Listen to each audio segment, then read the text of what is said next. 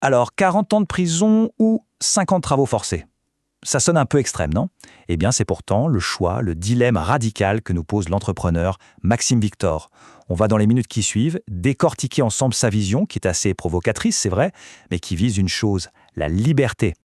Bon, voilà le programme. On va commencer par ce fameux choix radical de l'entrepreneur. Ensuite, on verra quel état d'esprit il faut adopter pour réussir. Puis, on attaquera la stratégie numéro 1, se construire soi-même.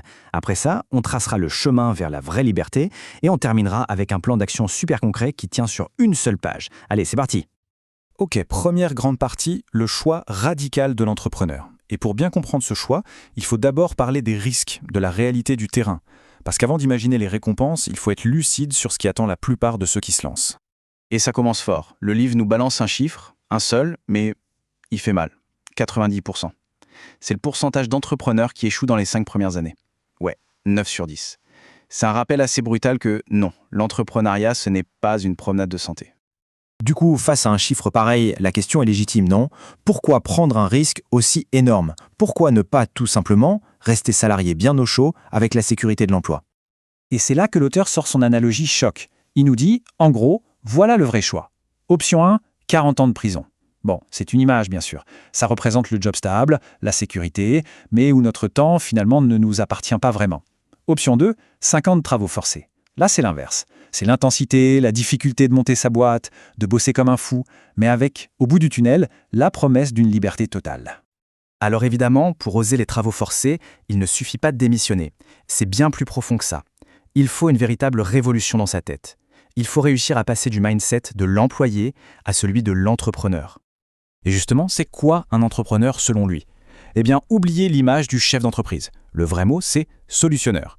L'idée, ce n'est pas de chercher l'idée parfaite, le truc de génie que personne n'a jamais eu. Non.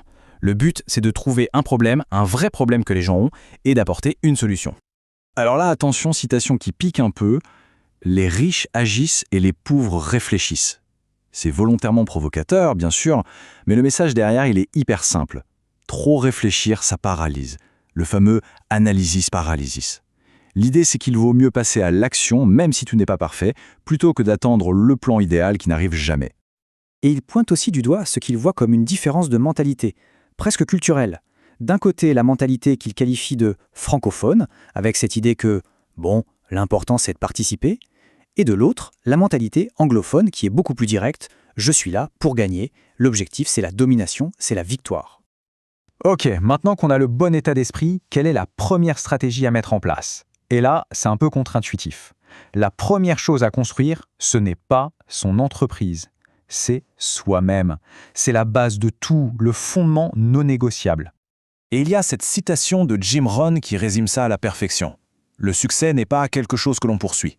Le succès est quelque chose que l'on attire par la personne que l'on devient. En d'autres termes, on ne court pas après le succès. On travaille sur soi, et c'est ce travail qui, naturellement, va attirer le succès. Bon, concrètement, se construire, ça veut dire quoi?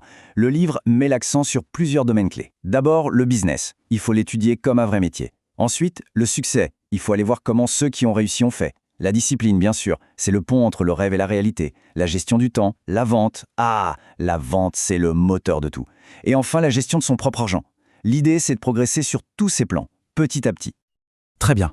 On a le bon état d'esprit, on travaille sur soi, et après, comment on transforme tout ça en vraie liberté, notamment financière? Eh bien, il y a une sorte de carte, un chemin tout tracé pour y arriver. Pour illustrer ça, l'auteur reprend le fameux quadrant du cash flow.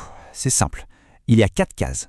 À gauche, on a le E pour employé, on a un job, et le T pour travailleur autonome, on est son propre job. Dans les deux cas, on échange son temps contre de l'argent. À droite, c'est différent.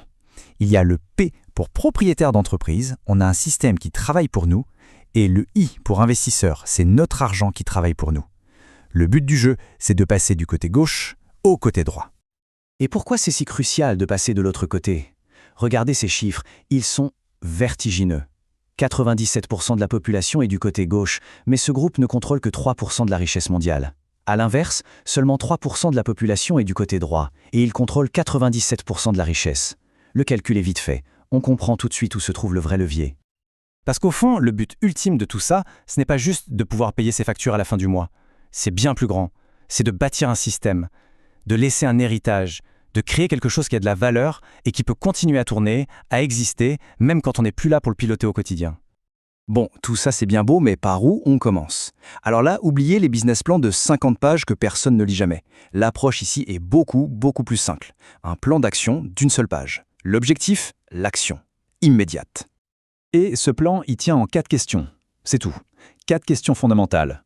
Premièrement, quel est le projet? En clair, quel produit, quel service? Deuxièmement, qui est le client cible? Pour qui on fait ça?